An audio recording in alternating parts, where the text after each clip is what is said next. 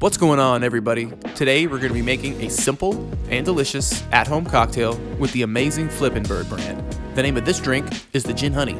Check this out. We are going to start with 1.5 ounces of Flippin pink gin, like so. Next is a 1/2 ounce of simple syrup, and we are going to add a 1/2 ounce of unsweetened lemon juice, and we are going to top it off with 2 ounces of lemon, ginger, honey, echinacea juice. Give it a quick shake.